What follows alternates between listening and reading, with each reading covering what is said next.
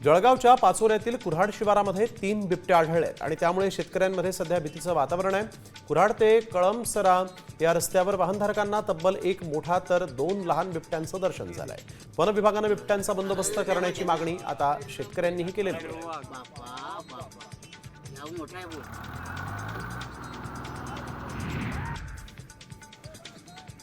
पुण्याच्या पिंपळनेरमध्ये कालव्यात कार पडून दोघांचा मृत्यू झाला तर एक जण जखमी आहे। रस्त्याच्या लोखंडी गार्डला घासून गाडी कॅनॉलमध्ये जाऊन पलटी झाली। शंकर बंडगार, अनिल जगताप अशी मयत व्यक्तींची नाव आहेत। तसंच सुरेश जाधव ही तिसरी व्यक्ती गंभीर जखमी आहे।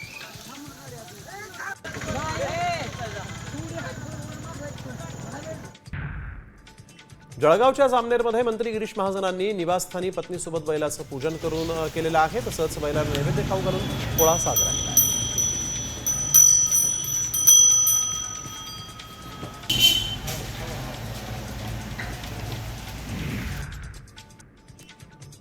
जळगावच्या 18 गावांना पाणी पुरवठा करणाऱ्या अंजनी प्रकल्पात 90% जलसाठा झाल्यामुळे पाण्याची समस्या दूर झाली आहे। तसंच प्रकल्पातून पिकांसाठी आवर्तन सोडण्यात येत असल्यानं शेतकरी वर्गातूनही समाधान व्यक्त होत आहे।